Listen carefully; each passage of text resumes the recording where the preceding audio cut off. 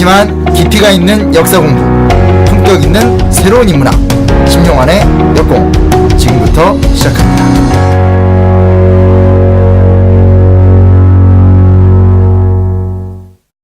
진짜 역사 가짜 역사 33번째 시간 들어가겠습니다. 자, 오늘도 함께 하실 분, 역사계 혜성처럼 떠오른 작가, 강사, 그리고 또 뭐죠? 애기 아빠 심쿵쌤.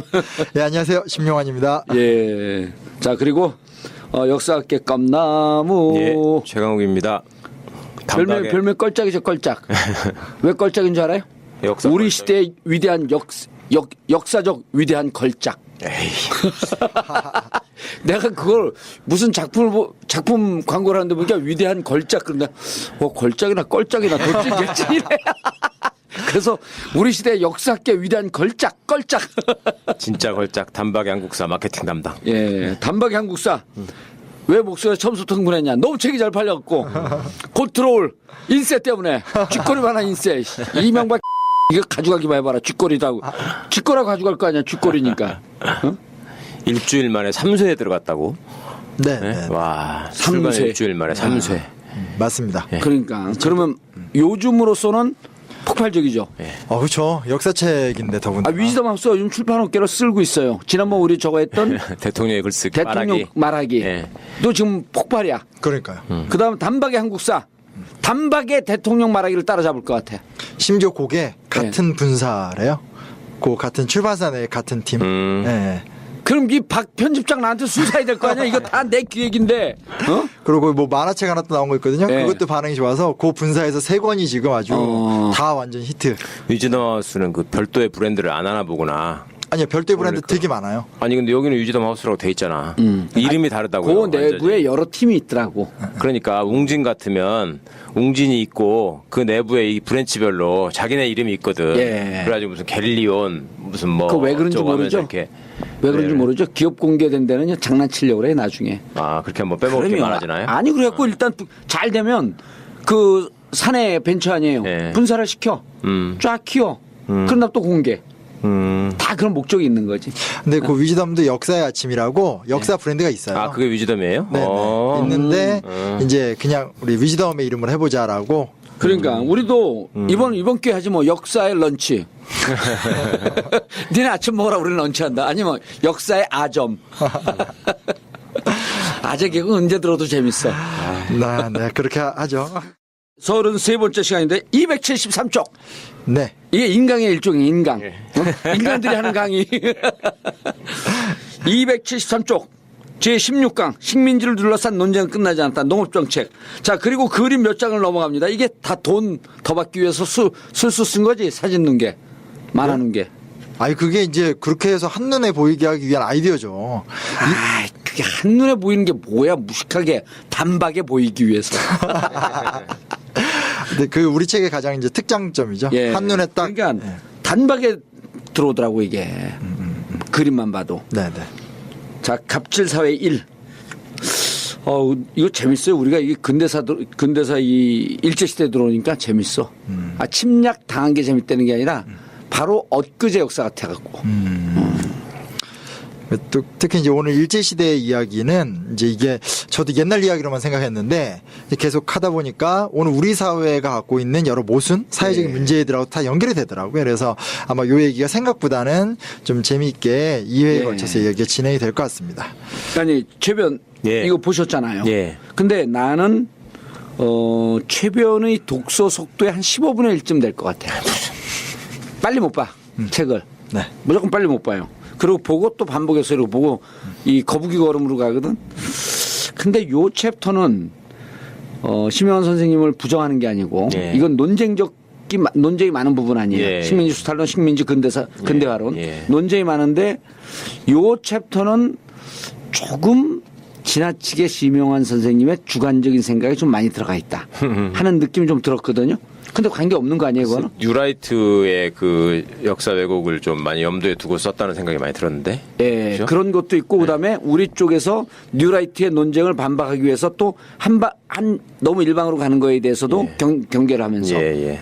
근데 어쨌든 요거는 이런 설들이 부딪히는 거지. 그래서 정설은 없잖아요, 역사는. 제가 예. 단언할 수 있는 건 예. 저는 일부 사람들이 저를 이제 뭐 역사학자라고 부르지만 예. 저는 이제 현직 전문 연구자가 아니기 때문에 저를 역사학자라고 규정하진 않고요. 예. 이제 어떤 여러 연구 근데 나를 성과 만나면 학자인 척해 맨날. 제가 언제 학자인 아주 척해요. 기분 나빠서 오늘 쌍욕을 했다니까 아까 대기하고 있다가. 우와, 아니, 제가 뭐 하나 모르는 거 갖고 갈구신 거잖아요. 그랬나? 그렇게 그 많은 걸 다 챙겨드리는데 하나 내가 뭐 정치 얘기 하나 모르는 것 같다 저를 그렇게 막 갈고 놓고. 근데 뭐냐면 제가 예. 저는 제가 어떤 이론을 새롭게 주장하는 건 없고 정리해서. 학계의 연구 결과를 전폭적 수용하고 그러니까 하고 그 수용 내에서 예. 범위 내에서 어느 정도 강약을 조절하는 정도의 역할을 하기 때문에 만약에 제가 틀렸다라고 한다라면 그거는 한국 역사학계가 틀렸다라는 걸 책임져야 되는 부분이 거의 대부분이에요. 그러니까 다만 마치 PD가 예. 그 어떤 기존의 주류적이고 차곡차곡 쌓아오는 흐름 속에서 이렇게 조정해서 선택적으로 부각시키는 정도의 역할을 제가 하는 거지 없는 이론을 막 끄집어내거나 이런 건 제가 전혀 없어요. 왜냐면 그건 현재 제 수준이 아니에요. 예, 그래서 저는 그런 건 없고. 그러니까 심 선생의 문제의식은 제가 느끼기에는 그런 것 같아요. 그러니까 어떤 극단적인 이론을 학설을 가지고 막 부풀리는 경향이 있잖아. 특히 네. 우리나라 역사와 관련해서 소위 역덕이라고 주장하는 분들 중에 이렇게 내가 혼자서 이런 가설을 한번 세워봤다가 그거에 비슷한 자기 입맛에 맞는 어떤 학설 하나 있으면 그걸로 확 빠지는 거야. 그리고 나머지는 다 식민사학이다. 예. 다 갖다 틀렸다. 붙이는 게 전부 식민사학이야 그냥.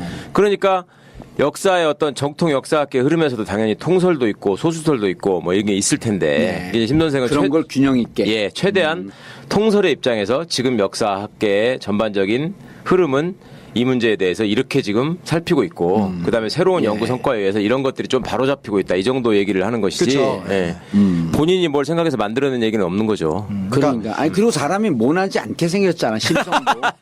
그 최변이나 나나 좀 모나게 생겼잖아, 인간이. 사람 아이고, 삶이 모나고. 선생님이 모나게 가르치면 애들이 시험을 다 틀리는데 어떡하라고. 누구 모나게 같으면 일단 등록을 안 해. 그러니까 뭘 생각해 보거나 예. 이제 최근에 이런 입장이 있다 이런 것들을 정도는 하지만 소개하고. 네, 소개하지만 이제 전체적인 흐름은 그러니까 뭐 계속 가끔 그런 얘기 나오잖아요. 뭐 민족 얘기도 나오고 하지만 제가 이제 그거에 대해서 제가 새로운 이론을 주장하고 이런 거는 전혀 없어요. 그거는 지금 제 수준이 그렇지 않아요. 그거는 그래서 아니, 내가 그 말씀을 왜 드리냐면 좀 격한 주로 역사 공부하거나 정치 사상을 공부하는 사람들이 좀 격한 그 품성을 갖고 있는 사람들이 많잖아요. 그래서 어느 한쪽으로 쏠려 있을 때 예. 왠지 괜히 빡 꽂히는 것 같고 네. 그런 분들이 보기에는 조금 좀 밋밋한데 아주 정말 역사를 중립적이고 객관적으로 우리 이 역사를 보는 눈은 무척 좋아질 것 같아요. 예, 예. 예. 그래서 이 책을 사지 않는 사람과 앞으로 이제 역사 얘기를 하지 마라.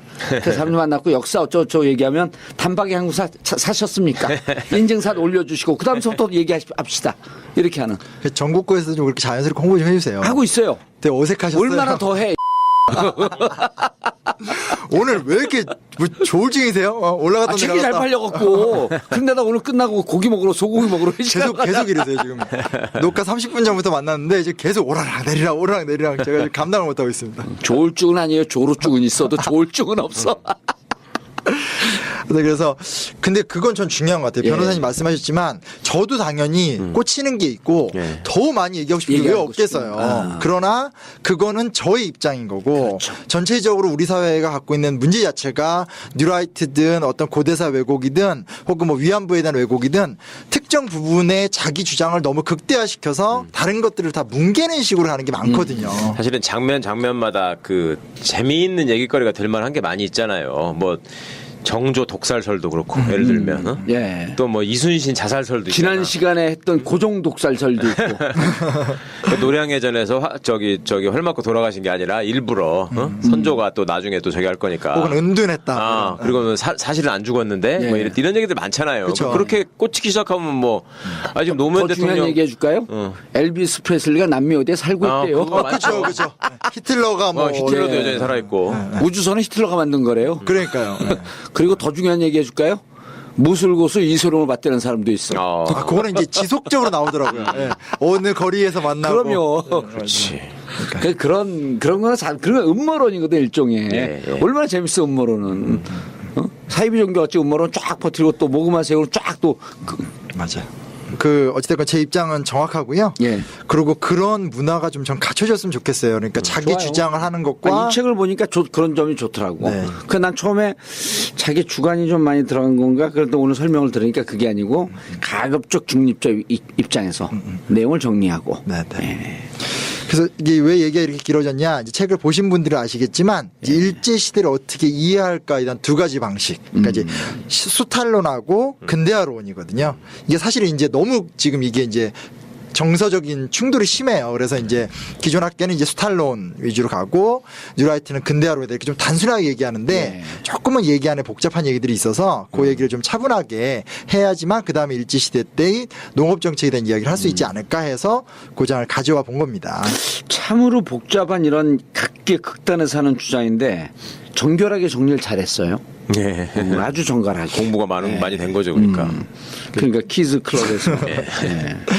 그래서 그 일단은 스탈론이 그 보통 우리가 이야기하는 것들이에요. 그래서 스탈론이라는 건 일본이 우리나라에 와서 다 뜯어간 거죠. 근데 이제 스탈론의 전제가 뭐냐면 조금 어려운 말이지만 내재적 발전론이라고 우리 스스로 성장할 수 있었는데 일본이 와서 그걸 막았다는 전제가 돼요. 네. 그럼 이제 입증을 해야 되는 게 뭐냐면 일본이 막 뜯어간 얘기들은 그냥 배우면 되는데 그 전에 우리가 자생적으로 성장하고 있었던 것을 또 입증해야 되거든요.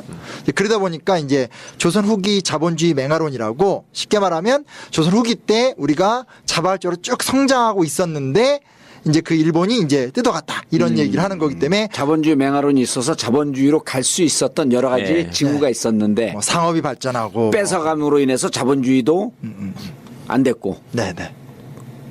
그런 식으로 이제 얘기를 하게 되는 거죠. 예. 그러니까 이런 게 사실은 거의 정설로 계속 통용이 되어 왔고 지금도 이제 뭐 교과 과정에서는 거의 그냥 정설이거든요. 그래서 수탈의 과정을 이제 주로 계속 연구를 해요. 근데 이제 결론부터 얘기하면, 그러니까 냉정히 말하면 현재 우리 학계에서 이 소위 말하는 자본주의 맹아론을 이야기하는 학자는 없어요. 그러니까 네버 나띵이에요. 그러니까 한 분 정도 있다고 얘기는 하지만 아주 오래된 역사 학자시고 새로운 어떤 이게 한때는 꽤 또 그 사조로 흐름을 그랬죠. 했고 네. 막 컸었는데. 엄청난, 그러니까 조선 후기사가 80년대부터 90년대 중반까지 엄청 연구된 거예요. 우리가 그때 자생적으로 커나가고 있었다.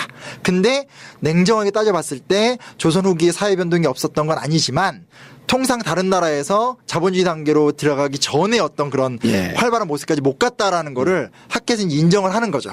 그 막시즘의 일부 영향이지 뭐. 옛날에 저기 안병직도 그렇고 이영훈도 그렇고 기본적으로 이 사람들이 막시스트의 입장에서 사회경제사 책도 쓰고 그랬던 사람들 예. 아니에요. 이게 그 사람들 입장에서는 사회주의가 얘기하는 게 역사 발전론이잖아요. 그렇죠. 네. 그러니까 예. 이제 고대 사회, 중세, 봉건제 사회를 거쳐서 자본주의로 가는? 자본주의로 갔다 이제 공산주의로 예. 완성된다 뭐 이런 얘기가 있는 건데 일본 식민사계 중에 얘기 중에 하나가 그런 게 있지 않았어요? 일본은 봉건 시대를 거쳤는데 정체성론. 우리는 그렇지 않았으니까 타율성론, 정체성론 뭐 이런 거 얘기하면서 그거를 반박해야겠다는 필요로 역사에다가 이제 그걸 접목시켜서 우리도 사실은 자본주의 맹아가 맹아가 싹트고 있었다. 있었고, 그러면서 예. 이제 뭐 실학 얘기하고 뭐 저기 개성상인네 무슨 그렇죠. 그 장부 얘기하고 막 이런 거잖아.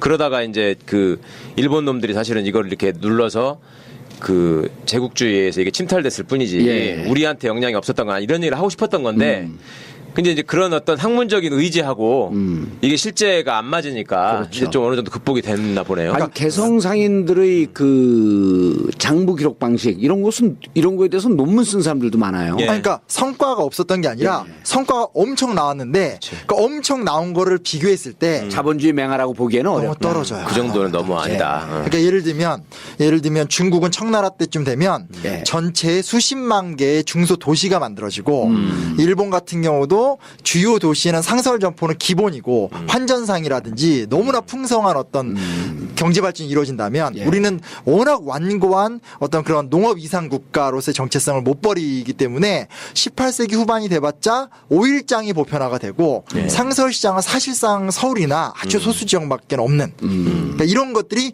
연구가 되니까 나오는 거예요. 그래서 타국의 자본주의 맹아라고 비교했을 때 이건 자본주의 시작 단계, 시초 단계라고 보기에는 대단히 미미하다. 그렇죠. 네, 그렇게 얘기하기에는 이거는 오류다. 예, 오류다. 네, 근데 이런 것까지 아직 중고등학교에서 배우진 않아요. 예. 근데 학교에서는 이미 거의 다 끝난 얘기거든요. 이거는 뭐 어떻게 학교에서. 끝난 논쟁인데 80년대 대학 다니던 사람들은 지금도 머릿속에 다 남아있는 얘기인데. 왜냐면 우리가 이때 이런 걸 갖고 공부를 했었기 글쎄요. 때문에 그래서 예. 난 이게 그래서 내가 아까 처음에 할 때 이거 좀 주관적인 판단 아닌가 이 얘기를 했던 거예요. 예. 왜냐면 우리는 아직도 네. 그러니까요. 역사 문화 지체 현상을 앓고 있잖아. 그때 공부를 했었으니까. 그러니까 그래서 아마 그렇게 느끼실 것 같지만 예. 어디됐건 실제로는 그러니까 없어졌다, 이제는. 또 그런 분위기가 세니까 혹시나 내가 뉴라이트를 오해받을까봐 눈치 보고 말을 안 하는 것도 많아요. 선생님들이나 교수님들이 예. 우리끼리 이제 학자들끼리 모였거나 연구 논문 쓸 땐 다 그렇게 쓰면서도 일반인들은 안 보니까 한데 일반인들한테 노출될 때는 좀 이렇게 그런 얘기를 잘 안 하죠. 아니 그리고 또 일반인들이 그런 걸 거두절미하고 그 부분만 그렇죠. 수탈론을 하려면 자본주의 맹아가 있었어야 되는데 자본주의 맹아 없다. 그럼 바로 묻거든요. 네. 그럼 근대화론에 찬성하시는 겁니까? 그러면 설명을 해야 되잖아. 그럼 술 한잔 하시죠. 그럼 얘기하세요. 교수님 답변하세요. 그럼 자기 댓글에서 막 쓰는 거야. 무슨 교수는 이제까지 앉아 개혁적인 줄 알았더니 알고 보니까 식민지 근대화론을 찬성하는 암약하고 있는 뉴라이트의 존재이며. 딱 스토리가 있어. 서울대 국사학과 출신으로 이병도의 제자 누구누구가 연결돼 있다. 이렇게 딱 하면은 그걸로 끝이야 그냥. 그치, 하는 거야. 친일사학자. 그러니까 굉장히 안 해요 그거를. 그러니까 저처럼 그냥 위험하구나. 막 얘기하는 사람이 없어요. 그래서 근데 하여튼 우리 오늘 이 방송하고 난 다음 우리 그 뉴라이트를 찍혀갖고 더 이상 방송 못하는 거 아니야? 또 글로 가는 건가요 또? 네, 그래요. 그리고 이제 뭐 예를 들면 제일 유명한 얘기가 이거잖아요. 그러니까 일제가 토지 약탈을 해서 우리나라 농가 밭에 뭐 절반 이상을 다 뜯어갔다. 이 유명한 일화인데 그게 그렇지 아니라는 않았다는 걸 거 아니에요. 실증적으로 입증이 다 됐어요. 네, 그러니까 임야를 뜯어간 거를 계산하면 한 절반이 되는데 면적으로는. 예, 면적으로는 임야. 그러니까 예. 산. 근데 이제 그게 아닌 거죠. 우리가 배웠던 건 임야가 아니라 그냥 농촌이었으니까. 예. 그러니까 그런 것들이 하나하나 밝혀지니까 이 수탈의 과정이라는 것 자체가 그러니까 일제가 뜯어갔던 과정도 어찌됐건 식민지 수탈론이 너무 과장되어 과장됐다. 있다. 네. 그런 게 다 드러난 거죠. 예. 그러니까 일단은 그걸 인정하고 그러면 이제 근데 문제 뭐냐? 이 시점에서 아까 말씀하셨던 그 뭐 안병직 교수님 뭐 이영훈 같은 그 옛날에 그 극좌학파들이 이제 극우가 되잖아요. 예. 그래서 이분들이 또 이번에 또 무슨 주장을 하냐? 이제 식민지 근대화론. 그러니까 이건 또 뭐냐? 또 양극단인 거예요. 그냥 좋은 점만. 그 머릿속에는 어떻게 돼 있을까? 아니, 서울대 출신 답변하시오. 왜 서울대 출신들이 이제 극에서 극으로 왔다리 갔다리 하는 거야? 원래 시험 보려면은 정답 아니면 오답밖에 없는 거잖아요. 극단밖에 없는 거잖아요. 그 극단에 능한 사람들인데 이 진짜 식민지 근대화론 주장하는 사람들은 자기가 이제 나름 어떤 틀을 짜서 해보다가 안 맞으니까 지금 갑자기 또 저 끝으로 가는 거잖아. 맞아요. 이 진짜 황당한 놈들이야 정말. 그리고 걔네들의 가장 큰 특징이 뭐냐면 이분들이 주로 경제 사학자들이에요. 그렇지. 그러니까 역사학자도 아니고 역사 전공이 아니야. 그러니까 숫자와 통계로만 보는 거예요. 그렇지. 총량으로, 경제 총량으로만 그러니까요. 사회를 보려고 하는 인권의 수준, 민주적 발전의 그 수준, 이런 게 사회 총화거든? 그쵸, 근데 그쵸. 총화를 그렇게 보지 않고 경제적 총량으로만 보는. 그러니까요. 그러니까 그러면은 박정희 대통령 18년 동안도 무척 경제적으로 발전한 거 그것만 보잖아. 그것만 보는 거죠. 그때 민주주의가 압살됐고 얼마나 인권이 예. 유린되었는지 이게 사회 총화거든요. 그럼요. 예. 그러니까 종합적 견지가 없는 거죠. 예. 왜냐하면 인구가 계속 늘었고 수명이 늘었고 그리고 뭐 도시 근대화나 산업 수준의 변화 발전이 분명히 있으니까 이걸 봤었을 때 일제 때 우리가 고생 안 한 건 아닌데 그럼에도 불구하고 이때는 근대화의 기반이었다. 뭐 이런 지표가 개선되지 않냐 이따 소리 하는 건데. 그렇죠. 경제 총량이 늘었고. 아니 근데 노래방 좀 가서 노래 잘한다는 소리 듣는다고 그게 졸제 무슨 가수가 되거나 음악가 되는 게 아니듯이 이게 이 사람들이 요새 뉴라이트 쪽에서 사람들이 그런 얘기 하거든요. 역사를 역사학자한테만 맡기면 안 된다. 국정교과서 문제 때 그런 얘기 많이 나왔거든요. 그렇죠. 그리고 국정교과서 무슨 한다는 무슨 팀에 정통 역사학자는 아니고 이상한 사람들이 다 들어가 있다는 거잖아. 사회학자, 예, 다른 뭐. 전공하는 사람들이. 그 사람들이 얘기가 뭐냐면 역사학자들의 시각이 편협하다는 거예요. 그래서 역사학계 90% 이상이 그 좌파 세력인 거 아니야. 그러면서 역사학을 이 사람들한테 맡기면 안 된다고 그러는데 아니 이놈들이야말로 진짜로 경우가 없는 것이 아니 정치 얘기 조금 한다고 그래서 정치학자가 될 수가 없고 예. 집에 가서 월급 받아가지고 애들이랑 같이 살림한다고 해서 경제학자가 될 수 없듯이 마찬가지 아닙니까? 역사학이라고 하는 것이 인류 역사의 시작과 더불어서 어떻게 보면 가장 오래된 역사를 가진 학문 중에 하나인데 그거를 지네가 거기서 숫자 몇 개 보고 나서 우리가 역사를 다 꿰뚫었다. 이렇게 얘기하는 게 얼마나 잘못된 거예요. 그러니까 학문의 예. 기본적인 자세가 안 돼 있는 거야. 학문의 예. 자세가. 우리가 이번 주 화요일 날 나온 누굽니까? 김현철 교수 나왔을 때 그때 멋진 얘기 나왔잖아요. 군복 입고 있어서 군인들이 안보 문제 전문가인 줄 아냐. 예. 케네디가 그랬잖아. 케네디 대통령이 그랬다는 거예요. 맞아요. 그때 이제 쿠바하고 사태했을 때 군인들 말을 절대 믿지 마라. 니네는 진짜 편하겠다. 니네 하자는 대로 하면. 다 때려부시고 3차 세계대전 났고 다 써버리려고 하고. 다 폭파됐고 끝났기 때문에 검증할 길이 검증이 없다. 안 된다. 다 죽어서. 맞아. 케네디가 가장 경계했던 게 공군참모총장이었다고. 예. 군인들 말을 듣지 마라. 안보 문제에 대해서. 맞아요. 똑같은 거예요. 그러니까 그러니까 경제 몇 개 숫자 알아갖고 그걸 갖고 역사를 얘기하는 거랑 똑같은 거야. 방금 너무 중요한 지적을 얘기하셨지만 통계 자체도 사실은 그냥 단순 증감량이 아니라 역사학계도 경제사 하거든요. 근데 네. 통계의 질적 측면도 고려해야 되고 그게 단순 자연 발전인가? 왜냐하면 예를 들면 조선 시대가 조선 전기보다 후기로 가면 인구가 많이 늘어요. 그러면 조선 사회가 발전했다. 이게 뉴라이트의 주장이거든요. 네. 근데 우리가 상식적으로 생각해 봤었을 때 세종 때 되게 잘 나가고 조선 후기라는 건 사실은 되게 힘들었던 시간이잖아요. 그러니까 숫자로 단순하게 늘었다고 해서 그 사회가 전체적으로 발전하고 잘 사는 것도 아니거든요. 그런 것들을 역사학자들은 다양하게 고려를 하고 또 이제 아까 의원이 얘기하신 것처럼 숫자가 아닌 사회에 나타나는 여러 가지 질적인 측면이나 이런 것들을 고려해서 평가를 해야 되는데 그런 어떤 특정 섹터를 연구하는 사람들이 그걸 다 이렇게 왜곡을 시키는. 아이고 나쁜 놈들이 그렇게 해서 역사를 봤으면 그러면 이명박 때나 박근혜 때 지금 경제 지표가 다 악화되고 있잖아요. 그럼 경제 실패했다고 얘기를 해야지. 그 현대사를 확실하게 기록을 해가지고 그 얘기부터 해야지. 그러니까. 우리가 보면 이거 지금 나라가 완전히 망하고 있다. 우리의 역사학적 관점에서 볼 때는 그러니까. 아니, 그런 소리는 안 하고. 네, 난 개인적으로 진짜 역사 무식자인데 이게 학교 다닐 때 공부를 잘했어야지 역사를 좀 아는 거 아니에요. 근데 이제 어쨌든 우리가 대학 때 학생 운동하면서 철학도 공부하고 정치사도 공부하고 네네. 하면서 제일 난 지금 우리 이 정치하는 사람들이 답답한 게 박정희 대통령 18년을 네. 그걸 부인하면 마치 중도 진영으로부터 까이는 것처럼 경제 발전하지 않았냐. 네. 근데 지금 만약에 박정희 대통령이 18년 동안 그렇게 주춧돌을 잘못 놓지 않았으면요. 사회가 이렇게 양극화되지 않습니다. 그렇죠. 그러니까 IMF 이후에 미국 다음으로 양극화된 세계에서 실패한 경제 구조라고 우리나라를 보거든요. 근데 그 18년 동안 박정희 대통령이 뭐를 했냐면 국민들이 총체적으로 함께 발전하고 중산층이 뚱뚱해지면서 발전하는 이런 사회 구조를 염두에 두면서 경제 구조를 끌고 왔어야 되거든요. 그러니까 전체 경제 성장률 대비 뭐 그게 뭐 10% 20%가 안 되더라도 5% 6% 되더라도 함께 발전할 수 있는 중산층이 단단해질 수 있는 이런 구조를 만들어 갔어야 되는데 재벌 중심의 사회를 만들었잖아요. 그게 지금의 양극화 사회를 만든 거거든. 그럼 그 18년의 경제에 대한 평가를 다시 해야 되는 거야. 총량은 늘었대. 그 이후에 우리 경제 사회를 책임져 갈 수 있는 그런 안정적 시스템을 갖췄냐. 완전 빵점을 만들어버린 거거든. 그러니까 같은 경제 성장 대비 싱가포르랑 타이완을 비교한 제가 도표를 봤는데 그럼요. 아주 의도적으로 저임금이나 사회복지 제도를 없애는 정책을 취하는 것 같아요. 박정희 정부 자체가. 그러니까 아예 비교가 안 되는. 그러니까 부자가 돼야지 복지를 하고 이런 말이 안 되는 게 똑같은 경제 성장 단계 때 싱가포르나 타이완이 했던 행동을 보면 이게 이 박정희 정부는 완전히 그쪽을 의도적으로 버렸다라고 판단할 수밖에 없는 모습도 분명히 있거든요. 그러니까 통계에 대한 얘기도 이게 그런 식의 어떤 일방적 통계 해석도 분명히 문제가 되죠. 그러니까 그것도. 단순 총량으로 보는 그걸 갖고 사회를 분석하는 게 얼마나 한심하고 잘못된 거냐는 거죠. 네. 그리고 이제 그러니까 이거죠. 식민지 때 근대화론을 얘네는 그냥 일본 제국주의 긍정론이라고 보시면 돼요. 그러니까 근대화 이꼬르 긍정 이렇게 되는 건데 사실은 이제 뭐라 해야 되나 이 당시에 이제 우리가 하나하나 좀 얘기를 이번 시간 또 다음에 공업정책할 때도 얘기하겠지만 이때 배웠던 나쁜 어떤 기업 운영 방식이나 어떤 그런 어떤 경제 운영 방식 같은 것들도 그대로 계승이 되거든요.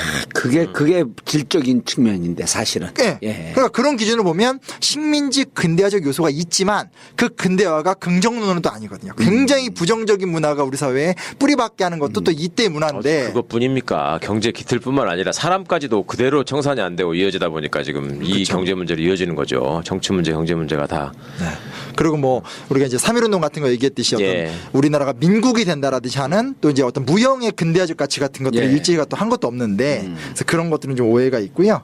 그래서 어쨌든 기본적으로 너무 양극단적 사고는 좀 지양해야 되는 좀 상황으로 지금 좀 왔다고 볼 수가 있어요. 그게 이제 학계 일반론으로 이렇게 정착이 된 거죠, 그게. 그러니까 이제 그 원래는 스탈론의 한계를 느끼고 그러니까 내재적 발전론의 좀 한계를 느끼면서 계속적으로 좀 더 이제 그러니까 사실은 근본은 이거거든요. 아까 변호사님 잘 얘기하셨지만 왜 농업 국가나 중세 국가가 꼭 근대 국가가 돼야 되느냐. 꼭 자본주의 국가가 돼야 되느냐. 이게 가장 중요한 문제 제기예요. 예, 그러니까 여태까지는 지난 150년간 서양 학계건 일본 학계건 전 세계 역사 학계가 당연히 고대, 중세, 근현대로 가야 된다라고 맹신을 했죠. 예. 그러니까 무조건 어떻게 해서라도 중세에서 근현대로 가는 예. 뭐가 단계가 있어야 된다. 근데 사실은 이제 물어봐야 되는 건 뭐냐면 전 세계 문명 어디에서도 예. 그렇게 단계적으로 가는 데도 없고 서양의 그 역사 발전 체계를 예. 동양 얘기하고 다 거기다 접목을 시킨 그걸 거지. 갖다 여기다 붙이려고 하는 거 아니에요 지금? 그러니까 옛날에 이제 80년대 90년대 초반까지 뭐 아시아적 생산 양식, 예. 사회 구성처럼 뭐 그런 논쟁을 했던 그 논쟁의 공통점은 다 뭐냐면 바탕은. 어찌 됐건 중세에서 근대로 넘어가야 돼요. 아. 그러니까 보수건 진보건 예. 현재 뉴라이트건 이 사람들의 공통적 특징은 뭐냐면 다 중세에서 우리가 근대로 나아가는 그러니까 무조건 발전해야 된다는 뭐가 있어야 되는 건데 지금 사실은 아직까지 이건 학계가 새로운 대안을 만들지 못했지만 연구해 본 결과 우리 역사도 그렇고 세계 역사도 그렇고 이게 모든 나라들이 근대로 나아갈 이유도 없었고 해야 되냐? 예.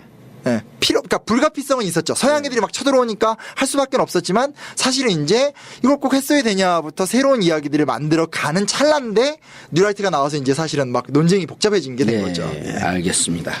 오늘 시장 얘기가 굉장히 좀 학술적인. 아니 이게 무척 어려운 얘기인데 어려운 얘기를 간명하게 잘 설명을 했어요. 예. 그래서 또 그런 게 있고요. 그리고 이제 아까 이게 살짝만 보충하면 이제 근대화가 곧 긍정은 아니다. 그러니까 식민지 근대화론이 그렇죠. 일제시대 긍정론은 아니다라는 거. 왜냐하면 이게 그렇다고 근대화를 부정할 수가 없어요. 그러니까 말을 좀 정확하게 되는데 일제시대 때 영향이 굉장히 우리 안에 많이 있다라는 걸 부정할 수가 없는 거죠. 36년인데. 그러니까요. 예. 근데 마치 이것도 제가 지금 이제 순간 말했을 때 일제시대 부정할 수 없어요. 요것만 딱 띄면 제가 갑자기 이제 뉴라이트 어두절미하면 근대화론에 찬성하는. 그렇게 돼버리는 건데 그런 대화를 이제 우리가 이제 좀 안정을 시키고 예. 사실 좀 차분하게 여기선 대화를 해야 될 것 같은데 대표적인 게 뭐냐면 우리 머릿속에서 김치 얘기하면 예. 김치가 우리는 머릿속에 다 배추김치잖아요. 근데 이게 일제시대 때 만들어진 거래요. 그러니까 원래는 조선 때부터 김치하면 무김치 중심이었는데 이제 그 포기김치라는 개념을 이제 뭐 이렇게 우종학이라 해야 되나 어떤 그런 개발을 해서 포기김치를 보급해서 김장의 중심이 이제 그 배추김치가 된 게 다 일제시대 때 문화라는 거예요. 그럼 이제 하다못해 그리고 우리 배추도 전통 배추는 이렇게 조그맣더만 토종 배추는. 네네. 예. 그러니까 이게 개량되면서 근대 와서 이렇게 큰 배추로 간 게 맞아요. 얼마 안 된 역사더라고. 네. 네네. 그 김치 역사를 보니까 그게 나오더라고요. 이게 민족국가 얘기하고도 비슷해요. 지금은 다 민족국가로 지난번에 우리가 얘기했지만 국경이 딱 명확하고 이러니까 그런 줄 알지만 김치라는 것 자체도 사실은 고춧가루 버무려 갖고 그렇게 김치 만든 게 얼마 안 됐다는 거잖아. 그러니까요. 그렇죠. 그게 네. 뭐 2, 300년밖에 안 됐다는 거 아니야. 그러니까 근데 고춧가루가 없어서. 김치를 무조건 빨게 해야 되는 걸로 알고 어? 그럼 신라 시대 때도 뭐 김채라고 해서 담아 먹었다 이런 식으로 하기 시작하면 안 되는 거잖아요. 아니 그래서 지금으로부터 그 10년 가까이 전에 지금 이제 김치는 식량기구에서 한국 음식이거든요. 네. 그게 인정이 됐단 말이에요. 근데 그걸 갖고 수십 년 동안 일본이 도전을 했잖아요. 네. 기무치를 갖고. 네. 근데 이제 기무치 그때 이제 역사를 보게 되면 일본의 주장이 무척 근거가 있는 것들이 많아. 너네가 언제부터 배추를 썼냐?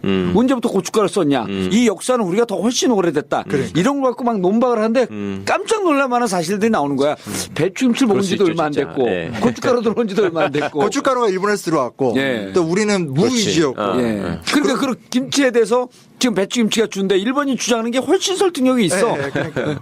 그걸 이제 또 거두절미해버리면 지금 또 이제 또 친일파 되는 거지, 이제. 공도사님 친일파 되는 거죠. 하나 친일파예요. 왜 그러냐면 대학 때 일본에서 온 유학생 사귀었거든. 그러니까 그 김치라는 것도 단어는 똑같지 않지만 김치도 어원을 들어가면 삼국시대 때는 오늘 무슨 이렇게 좀 쑥 이런 거 있잖아요. 막 냉이 이런 게 제일 처음에 먹었던 김치 정도로 본다고 하더라고요. 그러니까 그럼 너무나 복잡다단한 그렇지. 네, 변화가 있는 걸 염두에 두고요. 그러니까 뭐 경찰이나 군대에서 벌어졌던 가혹행위 문화도 예. 사실 일제시대 때 라든지 기업 정신 같은 거 있잖아요. 얼마 전에 무슨 제국의 후예 같은 미국 학자가 쓴 책도 나왔었는데 보면 그게 좋은 정신이 아니에요. 막 권력에 이렇게 아부하고 특혜 받아먹고 하는 한국형 기업 정신도 사실은 일제시대랑 이어진 것도 좀 많고 그러니까 이런 것들도 있고 또 전혀 안 이어진 것도 많고 이런 것도 좀 객관적으로 좀 볼 필요가 된다. 경찰이라고 하는 개념 자체는 어찌 보면 예. 일본 제국주의가 들어오면서 경찰이라고 하는 거의 상이 최초로 잡힌 거 아닌가? 그렇죠. 사람들 우리가 이제 포졸이 있었잖아요. 포졸을 그전에. 얘기하잖아요. 예. 그게 근데 경찰 개념은 네. 우리가 본 적이 없었던 거 아니에요? 그러니까 그렇죠. 지금 오늘날 경찰은 다 사실 뿌리는 다 일본 그 뿌리지 네, 네, 문화가. 네, 네. 그럼요. 예. 그리고 이제 일본 놈들이 갖고 있는 그 군대나 경찰의 문화라고 하는 것이 예.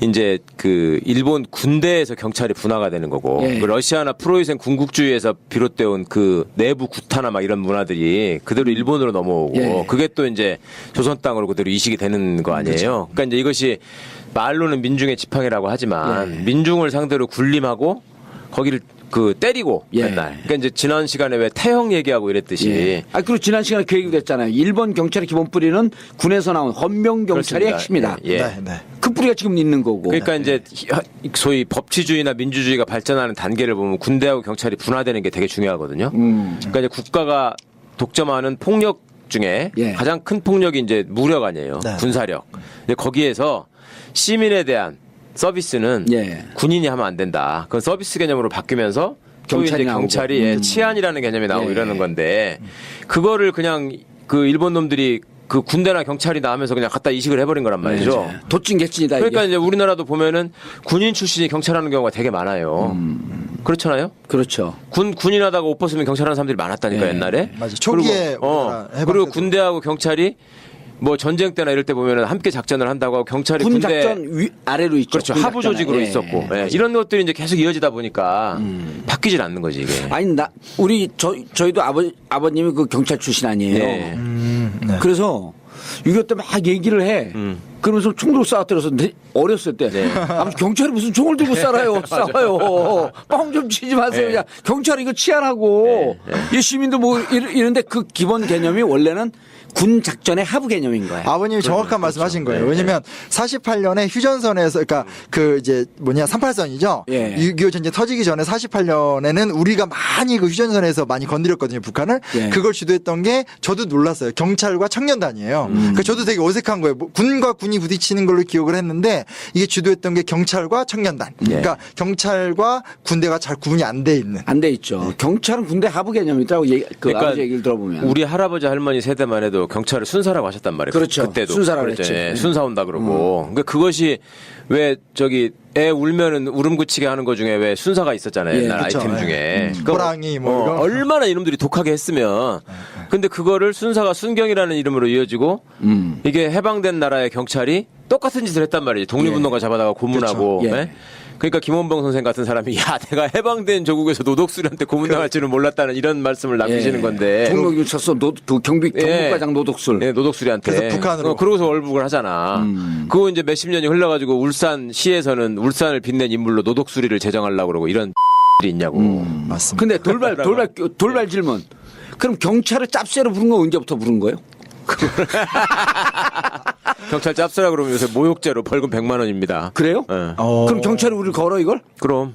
이게 경찰한테 예를 들어서 무슨 저기 신호위반 같은 거 가지고 시비가 붙잖아요. 운전자하고 자하고 나는 분명히 신호 보고 돌았다 그러고 경찰은 예. 아니라 그러고 막 이런 예. 경우 있잖아요. 그럴 때 이제 더울 때 열받으면 이거 뭐 짭새가 시민을 붙잡고 이러냐는 식으로 하면 바로 모욕으로 아니, 지금 이 방송상국은 경찰총장이 그럼 걸어야 되는 거예요? 아니 이제 이거는 경찰청장이? 짭새라고 왜 부르냐라는 말을 하신 거니까. 그럼 그냥 질문을 하신 거니까. 그러니까 언제서부터 짭새라고 한 게 아니야. 이런 비속어가 왜 생겼냐 이건데. 모르겠어요, 그건. 근데 우리 고등학교 때 70년 중반에 짭새라는 표현이 있었어요. 70년대도 있었어요. 있었어요. 저는 대학 들어가서 처음 들었으니까 나는 하여튼 고등학생 때까지 아, 그러니까 짭새라고. 짭새라는 표현이 서울 표현인 것 같은데 그러면? 그럴 수도 있겠네. 짭새라고 부르면 바로 모욕죄. 모욕죄. 모욕. 근데 요즘에 그런 문화사라고 해야 되나? 예. 그런 연구가 최근에 많이 돼요. 짭새는 이렇게 괜히 칭해 주는 것 같은데 높여 부르는 것 같고. 그러니까 하여튼 그 오늘의 핵심적인 얘기는 일제의 수탈을 부정하는 거 아니고 예. 그리고 우리가 조선왕조 후반기나 개항기 때 몸부림을 쳤다라는 것도 부정하는 건 아니지만 그런 과거 시대 때 어떤 단계론적인 역사 발전론은 사실 학계에선 폐기가 되어 있고 예. 문제 뭐냐면 대안이 나오지 못한 상태 였다는 거. 그리고 사조를 극단적으로 이해하려고 노력하지 마라. 네. 예. 그죠. 반대편에서 그러니까 그 빈 공백을 이용해서 예. 막 식민지 근대화론을 일본 제국주의 긍정론으로 만드는 뉴라이트의 바로 때문에 이런 진지한 탐구와 대화를 못하는 거지. 못하는 거죠. 예. 그러니까 뭐 좀 칭찬하는 얘기 나오면 이거는 막 그 미아론자 되는 거고 예. 식민지 근대화의 과정을 부정적으로 연구하는 부분들이 많은데 또 그 얘기도 이렇게 연구의 수면에 잘 못 떠오르고. 참고로 일베의 핵심 세력을 여러 차례 서별했거든요. 예. 이 전국구에 나와갖고 예. 일베의 이 문화에 대해서 얘기하라 그러니까 막상 얼굴을 보면 얘기를 우리는 못합니다 이러더라고요. 네. 그렇죠. 키보드 숨어서 워리어니까 오히려 늙은 일베들이 훨씬 더 심하게 늙은 일베들은 저쪽에 사고가 정립이 안 돼 있잖아요. 물론 젊은 일베도 안 돼 있지만 아니 우리 아들이 이제 고등학교 막 졸업했는데 이르드만 자기들끼리 얘기할 때 걔가 좀 일베스러워요라는 표현이 있더라고요. 그거 많이 하는 말이죠. 네. 그렇죠. 그러니까 사회 적응이 안 되고 그건 맞아요. 지네 반에 쩔이면서 이렇게 왕따 비슷하게 외골수로 왕따 있는 비슷한데 애들. 예. 뭔가 숨어서 뭔가를 예. 하고 있고 불만 많고. 그런다더라. 불만 많고 그리고 저 괜히 저 뭔가 한번 해코지는 할 것 같고 근데 절대 정면으로는 뭐라고 못하는 애들. 안 나서고 예. 음습한 곳에서 예. 그리고 자기들끼리 얘기하다가 아빠 걔가 좀 일베스럽거든요 이러더라고. 기본적인 용어예요. 저도 제자들하고 얘기하면 그러니까 고등학생들이 있다고 그러다고 그게. 예. 일베는 아니지만 일베스럽다라고 말하기도 하고 지금처럼 얘기하기도 예. 하고 그거 많이 쓰는 이게 말이에요. 맞는 표현이죠. 네, 많이 쓰는 표현이에요. 그냥 완전히 그 또래 아이들한테도 아주 부정적인 이미지로 이렇게 쓰이는 거구나. 그렇죠. 그게. 근데 어찌됐건 분명히 그게 문화로 존재하고 있는 거죠. 존재하고 있죠. 예. 정착됐고. 예. 그러고 지난번에 우리 심 선생님이 그 얘기했잖아요. 일베 사이트에 예. 강남 잘 나가는 학원들이 광고하고 싶어 한다고. 광고를 진짜? 하고 있어요. 왜냐하면 그 공부 잘하는 네. 오타쿠 같은 아이들 중에 일베가 있다는 거 아니에요. 많이 있다는 거죠. 강남의 상위권 애들. 그리고 반에 한두 명이 있으면 걔네가 이제 그걸 드러내면서 그 반 전체의 분화가 일베화가 되는 일들도 많고요. 진경주는 일베스러워요? 그렇진 않아요. 그러진 않지. 네, 그 거기 또 이렇게 정도까지는 아니지. 아주 그 소시업을하고 사회성은 좋은 것 같아. 진경주는. 뭐 사회성이 좋다기보다 처세 능력이 좋죠. 사회성이 좋다는 건 누구하고나 다 친하게 잘 어울리고 이런 사람을 말하잖아. 능력 있는 사람하고만 어울려 거기. 그렇지. 만나도 별로 친해지지 않을 뻔했다. 이렇게 들으니까 헷갈린다. 저기 국회의원. 진성준요? 아, 그렇구나. 진경준 의원과 진성준 이래서- 검사 이래지. 이게 들을 때는 전혀 안 헷갈렸거든요. 아니 나도 우리 단톡방에 이번 주 뭐 진경준 의원 그 패널입니다. 그 진경준 의원이라 그랬더니 이렇게 들으니까 진짜 확 순간. 아유, 그 감수해야 돼. 같은 집안이요. 진 무슨 준 이런 사람들 많아. 그리고 요 얘기가 아마 요 논란의 마지막인데 뭐냐면 이게 있는 거예요. 그러니까 설령 이건 벌써 끝나는 거예요? 아니야 그 얘기 아니고 아니 그럼 그 아니 요 중요한 얘기 들어가기 전에 광고 좀 듣고 들어가면 안 돼? 자 가시죠. 예, 요 꼭지의 마지막 얘기인데 예. 오늘 농업정책 시작도 아직 안 했어요. 근데 뭐냐면 그러니까 이거죠. 그러니까 많은 사람들이 갖고 있는 오해가 이거예요. 일제가 우리한테 뭘 잘해주거나 예. 일제시대 때 우리가 경제가 발전했으면 마치 일본이 좋은 나라다라든지 입장을 바꿔야 된다. 침략의 긍정론으로 가는 것처럼. 근데 냉정히 따지면 뭐냐면 이거는 사실은 감정적인 문제고 존재론적인 좀 어려운 말 나오면 존재론적인 문제죠. 그냥 우리 민족을 일본이 침략한 것 자체가 잘못한 거잖아요. 예. 한민족이면 그렇게 느끼는 게 당연한 거고. 그러니까 그거는 일본이 따져보니까 좀 잘한 측면이 있다고 해서 바뀔 수 있는 주제가 아닌 별도의 민족 신념의 문제거든요. 근데 자꾸 뉴라이트가 헷갈리게 만드는 건 뭐냐면 한 어떤 역사 공동체가 갖고 있는 신념과 예. 연구를 통해서 나오는 어떤 긍정적 요소를 너무 쉽게 섞어버리고 그걸 악용하는 무리들이 생긴다라는 거죠. 설령 잘해준 게 있다고 해서 그 당위성이 바뀌어지는 게 아니잖아요. 뭐 흑인의 그 주인님이 나한테 좀 잘해줬어. 그렇다고 해서 노예제의 모순이 본질이, 예, 바뀌는 바뀌는 거 것도 아니에요. 아니잖아요. 그렇죠. 그리고 이렇게 설명하면 더 쉬워요, 그게. 무척 듣는 사람들이 혼동이 올 수도 있는데 아주 간단한 감정이거든요. 누구하고 사랑하다가 헤어졌어요. 헤어졌는데 옆에 있는 사람이 갖고 야, 너 왜 헤어졌어? 나 싫어서. 예. 그러니까 무슨 얘기야. 저 여자가 너한테 잘한 측면을 쫙 열고 해요. 이렇게 좋은 여성과 너 왜 헤어지지? 예. 너가 문제가 있는 거 아니야? 그게 아니거든. 싫어하는 감정은 인간 본성의 감정이에요. 그렇죠. 한 민족으로서 다른 민족에게 아무 근거와 이유 없이 침략을 당하면 무조건 분노하고 거기에 대해서 반대하는 인간의 감정, 민족의 감정은 존재하는 거예요. 그렇죠. 그거를 뭐 전체 경제 수준도 좀 낮았고 예. 그럼 니네 조금 근대하던 측면도 있네. 그러니까 그거 좋아야지. 니네 왜 싫어해? 근데 왜 일본을 그렇게 미워하지? 이게 뉴라이트적 생각이라는 거예요. 그렇죠, 그렇죠. 네. 저는 그 조선을 떠나면가 그런 책을 되게 인상 깊게 본 책이 하나 있는데 그러니까 해방될 당시에 서울에 살고 있던 일본인들이 예. 그 후에 어떻게 됐는가 그거를 이제 쭉 옛날 문헌을 가지고 쓴 책이 있더라고요. 되게 흥미롭게 읽었어요. 예. 그러니까 이렇게 보면 우리 생각할 때는 일본 일제 강점기를 생각하면은 영화나 이런 거에서 떠오르는 이미지가 이 코시엄 간신같이 붙인 놈들이 밀정으로 이렇게 전봇대에서 맨날 숨어가지고 뭐 이렇게 보고 있고 예. 칼찬 놈들이 우리 저 민중들 때리고 뭐 이런 것만 생각나잖아요. 그다음에 개닷 끌고 다니면서 저기 왜 그 본정통 뭐 이런 식으로 해가지고 거기서 하야시 이런 놈들이랑 같이 술 먹고 다니고 뭐 이런 거 생각나잖아. 그렇죠. 근데 그 일본 사람들이 여기 와서 살고 뿌리를 내리고 살던 사람들이 있었단 말입니다. 생활인들이. 좋은 사람들이 있었죠. 야, 그리고 한국에서 태어난 일본인들이 또 꽤 예, 많이 그렇죠. 있었던 예. 거예요. 35년을 있었으니까. 맞아. 그렇다 보니까 걔네 입장에서는 예를 들면 나는 전라도 정읍에서 태어났는데 내 고향이고 막 이런 식으로 얘기를 하는 거야. 근데 얼마나 이상해 이게. 근데 사실은 알고 보면 걔네 아버지는 이제 거기서 그 쌀 수탈에 가는 지주에 지주에 거기 이제 하수인이었거나 지주였거나 이런 거지.